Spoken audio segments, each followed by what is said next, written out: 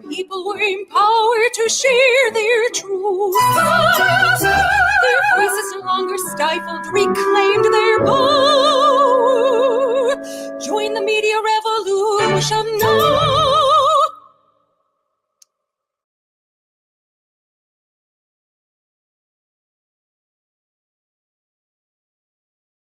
So, Steve, I want to start by the obvious. Obviously, in life, whether it's economically or anything else, it's better to get something than nothing. So it's better to get some relief than no relief.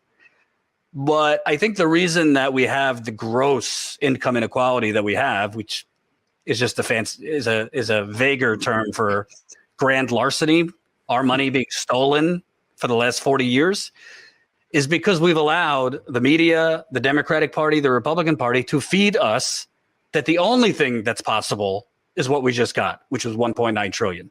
And we'll go through the list of what you get and all that. I think the child tax credit is good. I mean, a $1,400 check is better than nothing. But when I saw President Biden go out today in his very short speech, remind you, all of his speeches seem short. Thank you, Adrian, $10 in the super chat. Keep it coming. I got to tell you, to me, it's not even gaslighting. It's completely just lying about what they're giving you. I want to play just a short snippet, if you'll allow me, Steve, from Biden and this talk today, because they're trying to do a sales job. They think the problem with Obama's stimulus, which was another Band-Aid for a gunshot wound, they think it's just that we didn't sell it hard enough. So now Biden, Vice President Harris, they're going around town, extolling how great this is. The American Rescue Plan is already doing what it was designed to do, make a difference in people's everyday lives. And we're just getting started. By the time all the money is distributed, 85% of American households will have gotten a $1,400 rescue checks. To give one more example, for the average family of two parents and two children making a combined income of $110,000 a year, that's going to add $5,600 for them. $5,600 they'll get. And the plan does a lot more. It extends unemployment insurance for the 11 million Americans unemployed and any who will be unemployed in the near term. It'll help hundreds of thousands of small businesses keep their doors open. And it provides food and nutrition help for the millions of families, keep them from going hungry, keeping a roof over their heads. And it expands health care. He calls $1,400 a rescue. Calls $1,400 a rescue. And I already know what I'm going to get because I've seen it on Twitter. Well, Jordan, would you rather not have had it? Well, yeah. Obviously, you'd rather have something than nothing. But I don't know, Steve. You're not rich. You've had some economic issues. You just had a pretty hefty hospitalization for COVID. Luckily, you're okay. Are you being rescued by $1,400? Are you being rescued by $300 a week? Are you being rescued? The child tax credit, temporary. It's a good thing. But if you're $10,000 or upwards behind on your rent, if you're thousands of dollars behind, whether it be student loans, utility bills, whatever it is, loans for your small businesses, it's almost insulting that they are trying to sell a $1,400 check, which in large cities in this country does not even meet your rent. Who's being rescued by this? The Democratic Party thinks they're rescuing themselves with this. It's tough for me because I come from the MMT background. So I watch people are trying to advise campaign with MMT in mind, and they're going up against a snake pit of neoliberalism. I mean, they are going up against the establishment in there. I mean, Biden is the establishment. He is as establishment as they come. So if you look at it purely from what you would expect from Biden or Obama or any of these other establishment centrist type Democrats, I think centrist is kind of or I think they're wing. But if you look at the history, this 1.9 trillion for the people looks like a windfall for us, right? Because Obama during the great financial crisis only gave us 800 billion. Okay. And that's why it took 10 years to even eke out of the recession. I don't even know that we ever really did, to be fair. But now, the people that I talk to, if I can take a more establishment, I'm hired, I'm using perspective, I'm not, but I'm going to take that perspective. This is better than nothing. This is significantly better than nothing. This is a huge, blowing of the doors of the minds of the deficit hawks that clearly we can do this. So in that sense, if you're looking for a victory, the victory is just in changing perceptions, right? Moving the Overton window away from austerity and more towards spending money. That's the Pollyanna, I'm trying to sell this thing, there's your silver lining. But in reality, we have been out of commission for a year. All of us have been out of commission for a year to some degree. Some people have made out because they didn't have to travel and they kept their jobs and everything was hunky-dory, and that's fine. And there's nothing wrong with that. I mean, there's no award for who suffered the most. But the flip side to that is that they know inherently that in order to keep the economy alive, they have to pump money into it because the economy was shut down. And this really isn't near enough going to mainstream America. And you notice that 85% number that they threw out there, that leaves millions of people without relief. Millions of people are still without a penny. And each of these bills is baked in with poison pills like, hey, if you're in arrears on child support, the assumption is you're naturally an awful parent. That's why you're behind child support, not because you job or because you've been struggling yourself. So a lot of things in this that I think are really, number one, the obvious, the one that I've been talking about is, hey, dude, you got elected based on $2,000 checks. You immediately shortchanged to $600 right from jumps. But that Band-Aid, you're just literally throwing a couple dollars out there. It didn't change any of the structural issues. In Pennsylvania right now, they're already paving the way to start closing down on utility bills. Utilities that have been out, they're starting to allow them to do shutoffs again. So we're getting to the point now where all those pain and suffering that we kind of forgot about for 5 minutes yesterday are about to come forward today and really hit us. So in my opinion, this is a slap in the face to everyone. I understand why some of the people that are trying to change the narrative are making it hey, look what we did. Biden's so great. But we all know full well that if you are head deep under and the water down and you can the water line, but you're not above it, you're dead. All the backing about this bill is really, honestly, a very, very privileged position to take for people that otherwise probably don't need the checks themselves. The people that really do need the checks, they're still drowning. They still have overwhelming debt, overwhelming student debt, overwhelming mortgage debt, overwhelming just life in general. And nothing has really fundamentally changed. As Joe Biden said, he has come through in spades in that sense. So I really do think this is a huge slap in the face. I know there are people out there telling me, hey, Steve, calm down. But just now, a friend, knowing I was coming on your program, forwarded me an article saying that Biden is preparing for the largest hike since 1993 on federal taxes to pay for this, which is, we know, bullshit. So I'll be interested in seeing the dispersion or the way that is laid out, whether it's going for taxes on the wealthy, whether it's going for taxes on CEOs and stuff like that, or whether it's like you got to eat your peas and spread the wealth. So that's my greatest concern now. I don't want to make people think I'm struggling. I'm not. My wife does okay, and I'm not, rolling in it like a Rockefeller through Status Coup. But I'm living, I'm eating, I'm not dying. But I just look at. I know $1,400 wouldn't even cover my rent for the last 15 years. $1,400 would not cost the shit. I recently moved. I have $1,400 every month and shit we're finding in this house that's wrong, if not more than that. And then you look at the unemployment a month that they even allowed it to be struck from $400 to $300 because of President Manchin. $400 a week was a fucking insult. But President Manchin speaks and we must cower. The progressives won't even fight him. Yeah, I'm talking to you, Bernie. The progressives won't fight Joe Manchin. How are you going to force Joe Biden to do anything if you won't open your mouth?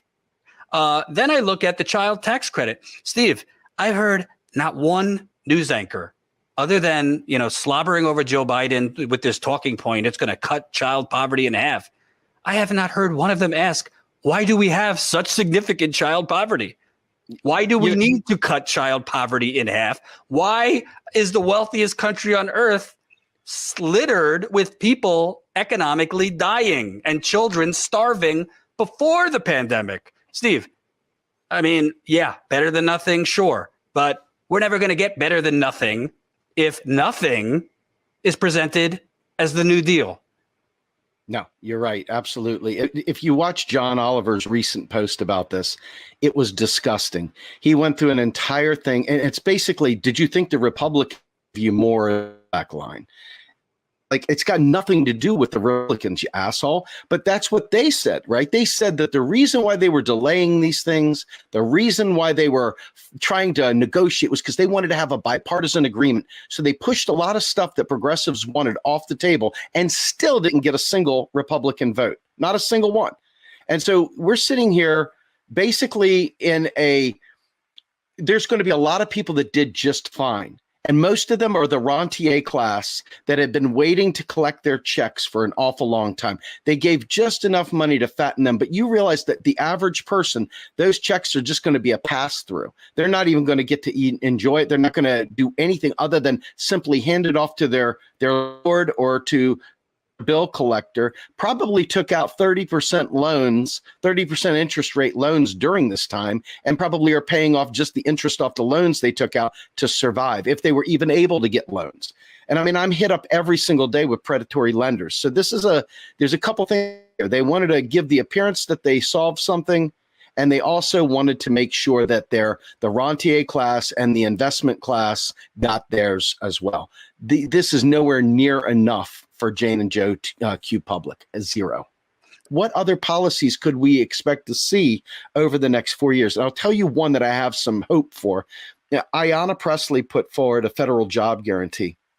And that right there has got legs. I believe the Sunrise Movement had Sarah Nelson and a few others on talking about this not too long ago, I guess about a week and a half ago, maybe 2 weeks ago. It's a very good bill. That is real game changer. That is a huge game changer. And so it would be neat to see the wage. It would neat to see the benefits package that comes with it. And it would be neat to get progressives, if they want to really rally around some bill and some electoral politics that they seem to fetishize, then let's go for it. Let's go ahead and push the federal job guarantee through. And that right there will counteract the stranglehold that capital and the big businesses have on us, because you can't subsidize a shit wage when somebody's working another job. You can subsidize a shit wage with a UBI. You cannot subsidize a shit wage because the person's already working a job. So you've got to meet or beat that wage to get them over to work for your company. And if you can't, you're going to go out of business. So this is the way you change society. This is where you put power back in the people's hands electorally. If you believe in electoral politics, this is an opportunity right here to show your worth and jump behind a federal job guarantee. That's the only positive that I can see in that realm, because there's not any energy for Medicare for all, although I hear a bill is going to be released here in the next couple of weeks. So we'll see what that looks like. But overall, I think that a lot of people are really afraid to apply the pressure required. And there's a lot of people running around shushing people, wagging their fingers, scowling at them for daring to push back against the squad. And, it's shameful. It's like, class traitor against the working class by doing that. So, yeah, I said it. So I'll stand by it. And we got 500 people watching. So please, if you have not, do your patriotic duty. Smash that like button, thumbs up button right under the live stream. We're not asking. I don't think anyone, you, I don't even know if Jimmy has been. I don't think we're saying, we're saying if you don't get it done, you're dead to us. I'm saying you can't get it done. What is that? You miss 1,000% of the shots you never take. Yeah. You can't get anything done if you sit there and continually participate in this neoliberal false dynamic. And the neoliberal false dynamic is, well, $750 billion is the best we could do during an unprecedented global financial crash in 2008. It's the best we could do to get 2/3 of it being tax cuts. For those of you that remember the good old days of Obama and the financial crash, it's the best we could do. Now we're living in, it's the best we could do, a $1,400 check. By the way, we should have been fighting at $2,000 checks. That should have been a fight because that's not enough. Canada and the rest of them have been doing that per month. But us, the wealthiest country on earth, can only do a one-time check. Yeah. The whole pandemic. And I keep hearing these talking points, Steve. You know, a family of 4, this and that, is going to get $5,000 or $7,000. Well, how much have they lost? How much have they lost in the last year? I mean, CNN, let me, for those of you with high blood pressure, turn away. But let me play you this clip. I had Eva, who's a great journalist out in LA. She's helping us out lately with editing clips and things like that. We'll intro you to her soon. She cut this clip. I mean, look at CNN slobbering all over this imbecile. Hold on. One of the lessons from the Obama years was that you don't get credit for safety net responses that are either too clunky or slow for the public to use. I'm thinking things like the anti-foreclosure programs, or ones that are too invisible for people to notice. I'm thinking things like the payroll tax cut that was passed under Obama. Biden wants credit. He wants people to know, both in the middle class, people who are lower income, that help is on the way, the help is coming from him, and they want them to be aware of the great whole of government effort that is being done on their behalf. This is about creating a well-oiled machine, making sure that the implementation is there, but also making sure that that machine is very visible. And that was his goal today, was telling people, this is what's in the bill. I'm going to enumerate all of the ways that we are helping you. We're going to get them out speedily, swiftly. I promise. We'll have to wait and see whether that happens. And there will be minimal waste, fraud, and abuse. He's also trying to sort of defensively protect himself against the usual Republican attacks about a major stimulus package like this. And I wonder, Gloria, for folks who are getting these checks, you have like, let's say, a single mom, 2 kids. This is a lot of money that just went into their bank account. You can't miss it. I mean, this is a chunk of change. And it seems like he's capitalizing on this moment, which is the thousands of dollars going to families. Well, this is about government working for you. This is not about government being the deep state, government hiding things from you, government not telling you the truth, we heard a lot of that over the last 4 years. This is about a government that can work for you, which is why, as Catherine was saying, the implementation is. Steve, am I in the Twilight Zone? And I know I'm going to be attacked. And Jordan, you'll never be happy with anything. Wait a second here. Wait a second. Let's do the math. Okay, $1,400, right? One check, $1,200 a month if you're lucky enough to get it, because we know unemployment is a bureaucratic mess. I've tried to get unemployment years ago. It was not a quick thing. $1,200 a month from unemployment. Child tax credit, $3,600 for kids under 6. So let's say if you're lucky enough, Steve, for all of those things, and you get, I don't know, 7-8 grand. Oh, excuse me. No, with the unemployment, significantly more than that. But what I want to know, when they say a significant chunk of change, when they say government working for you, what happens? What is that? Musical chairs? What happens when the music stops? What happens when the pandemic is declared over and that money didn't cover how much money you've lost? There's not a mention by any of these fucktards that there's no eviction protections. None. As far as I know, this bill does not extend a national eviction moratorium. Biden himself, in the town hall that he did with CNN, which was another slobbering love affair, said temporarily stops foreclosures. So he's basically telling you we're going to have a foreclosure crisis. I mean, I could go on, but they're dressing this up as if it's some new deal when it is literally the bare minimum for a gaping gunshot. Not to mention, yes, I'm picking on AOC here. I don't have the video. She did a Now This News clip extolling that you're not going to have to pay for your Cobra, as if that's enough. Horrible. That this bill is giving, I think, $56 billion in subsidies to Cobra, which, taken from me, who was on it for 2 years, is the biggest scam in America. Am I being too harsh, Steve? No, not at all. And I want to jump into 2 things real quick. Number one, there is a rotating villain scenario that the Democrats use every single time to make it so that these bills won't pass. You get the champions screaming, I want to, we're going to do, and stuff like this. And then you've got Cory Booker, who randomly comes up and says, hey, we're going to block the cheaper pharmaceuticals. You remember that? And then we go, the next guy, hey, it's Manchin this time. The next time it'll be Nancy Pelosi. Next time it'll be Schumer. And then maybe it'll be some other person that has some rando complaint about it. And what they do is they purposely give this appearance, the very appearance, and it's a rotating villain. It's not the same villain every time. And so if it was the same villain every time, you could target them and get them. But no, they rotate it so it looks like they're fighting for you. But for that one senator, but for that one, congressman, we couldn't do it. So there's that. The other thing that's really important here is we keep talking about giving people money. This is the reason why a UBI is a bad deal. We should be canceling debt. There should be a debt jubilee, because there is no such thing as the debt tidal wave coming later. Hey, here's your money. Why didn't you take care of your debt? You should have done better, you poors. You know what I mean? This is one of those things where if you're actually trying to solve the problem, you provide student debt cancellation. You provide mortgage, literally wiping out the mortgage, wiping it out so it doesn't pile up. There's no leveraging that. It doesn't come back later. It's not like something you got to refinance. It's gone. And that right there is easily achieved by this government, but it chose instead to put the burden of the economy on the people. And that is why those who are lauding this, I say, shame on you. Shame on you, AOC. Shame on you, Ilhan Omar. Shame on you, every one of them, Pramila, Jayapal, all of them. Shame on you for okaying this. This is all theater. For people that think money is the answer, it's not. Because what happens when that money dries up? They're back to 30% interest rates on credit cards.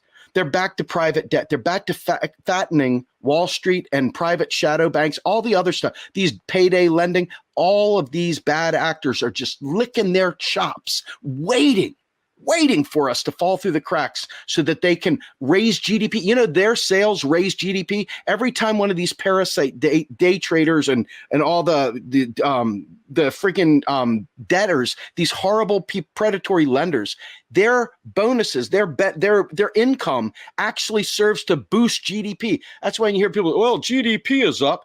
Fuck GDP. GDP is, if we have a disaster and it wipes out all of Texas, all of a sudden we rebuild Texas. That's GDP. That's not anything great. I mean, the ridiculousness of thinking that giving people money is the answer, when in reality, it's the public services they need, because you're always going to need healthcare. It is also the debts that you incur that never go away. These private debt traps keep you in perpetuity. You almost have to give up your life to get out of them. And for those people that are not paying attention to the private debt trap, we have a great Emma Katerine podcast on my show, Macro and Cheese. Please look it up. It's worth your time. Emma really is a legal mind, a great legal scholar, great smart lady, and she's a DSA type organizer. She gets this stuff. And quite frankly, when she came on my show, she told me flat out, this is always the USA's business model.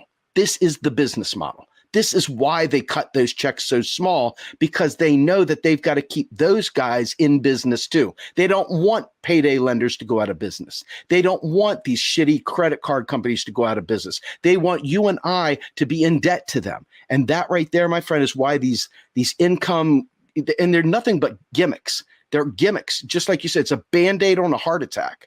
And if you don't believe me, trust me, folks, I don't do much anything else anymore other than focus on the economy. And these are things that if you dig in and you think about, wouldn't it be better to wipe out that $1,000 a month student debt payment, or that $500 a month refinancing loan that you got at 35% because you couldn't afford to pay your bills? That's real relief. A debt jubilee is real relief. A couple dollars thrown at you, it's not real relief. That might be a second and makes people look good, but it's not real substantive relief. Please trust me on this. Well, there's also another element here. This isn't sexy enough to fit into CNN's narrative. That $1,400 check they sent you can actually be seized by creditors.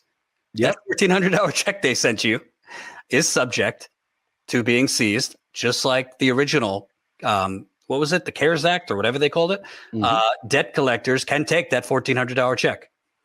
I mean, That's happening as we speak. There's not a mention of any of that. And the thing that I find so crazy about this, okay? And again, at a certain point, yeah, I have to blame the progressives in the Senate and the House. I say I don't bother covering the Republicans because it ain't breaking news that they're corrupt and awful, okay? And I say I cover the Democratic Party because they're at least verbally and articulating that they represent working people. Well, the same thing can be said for progressives. So it doesn't matter to me if you believe the same things I believe, if you're not going to fight to actually get those things done. And the problem is, if you remember AOC, the reason she said she was against force the vote is because mumbo jumbo, blah, blah, blah, $15 minimum wage, that's doable in the first 100 days. She said that. Why not fight for the things that are doable within the first 100 days? $15 minimum wage. Or I forget the other thing she said, but something along those lines. Well, you didn't. You didn't fight for it. You want to know something? Worst thing that happens is Bernie, the squad plus, the new members of the squad, Bowman, Cori Bush, the rest of them, Mondaire Jones, they blocked the bill for a week. Just the value on the national media attention on that, on the fact that how much should the minimum wage be if it was indexed towards inflation 3 decades ago? Where has minimum wage been increased and what has happened? Nothing. It's actually helped most cities that it was increased, but they weren't even willing to do that. And the thing that I find so struggling is it's just this old record spinning over and over. I've seen community after community, not Flint, Detroit, Milwaukee, Cleveland. I mean, you could go blocks and blocks and blocks. It looks like Iraq. No disrespect to Iraq. It looks like Iraq. Full cities in America.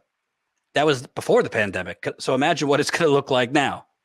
And this has happened under Democratic rule, under Republican rule. I mean, none of these progressives, by the way, I'm not hinting at a run for office here, Steve, but if I was one of them, I would be reading from the Washington Post story from last year. You remember that story? Credit to the Washington Post for the one good piece of journalism this century. They got confidential documents from the Afghanistan war. Literally, generals were sending out marching orders, spend $3 million a day. It doesn't matter what it's for. Just spend it. Your budget is $3 million a day. Where is the fight? Where is the fight? Because I got to tell you something, Steve. I'm a white guy. I'm not on those bread lines, so I don't want to minimize that for some families, they are going to get a good chunk of money. But I will tell you, if you follow up with those families in a year and a half, when the pandemic is over and the unemployment number is back to 4% or whatever bullshit number they put out there, let's see how those families are doing then. I would venture to think they're not out of poverty then. No, this is a Band-Aid. I mean, you've said it. I've said it. It is a Band-Aid. And this is why cash is never the solution. I mean, it may be part of a solution, but it's never the solution. And because, honest to goodness, there is a huge amount of progressive activism that is, instead of fighting to force them to act. You remember Obama even said, make me do this, right? Well, there's a large group, and I see them every day trying to make us, well, no, you got to be patient. No, they're the best we got. No, you got to, don't beat them up. That's not helping. That'll help Republicans. And they do this day in and day out. And it kind of just eats at your soul. And you begin to realize that if these kinds of people are the ones leading the charge, they're afraid to put the pressure on, and then they collaborate and just become a blob of nothing. And it's like, but if we make phone calls, we can win. And if we door knock, we can win. Let's go ahead and create yet again another online organization where we can yet again do the same organizing that we've always done and pretend it's different somehow. To me, we have frankly progressives in Congress that do a much better job of tweeting and going viral than actual hard, brass knuckle politics. Frankly, why is there not a coordinated campaign among Bernie, the progressives in Congress, to push Amazon, these Alabama workers across the line down in Alabama? That would be a huge victory for progressives in this country. If you had the first unionization in Alabama, that would be a domino effect from there, not just for Amazon, but other companies. I don't see any organizing going on other than the workers. Keep your eyes open for Sarah Nelson. Keep your eyes open on Sarah Nelson. She's been really, she's the head of the airline union, the airline attendant union. And they have really been very instrumental in guiding some of the thinking. And it's taken some time to revitalize the mindset that unions are even a part of the picture. So I would keep an eye on that. I think there is some stuff going on underneath the surface. It's just taking more time than we have to bubble to the top. But with that, hey, Jordan, I love you, brother, but I have got to go. I've got screaming kids on the other side here. Go. I appreciate you having me on, brother. Go. Steve Grumbine, Real Progressives. We'll have you back. Thank you, buddy. From sea to sea, the people were empowered to share their truth.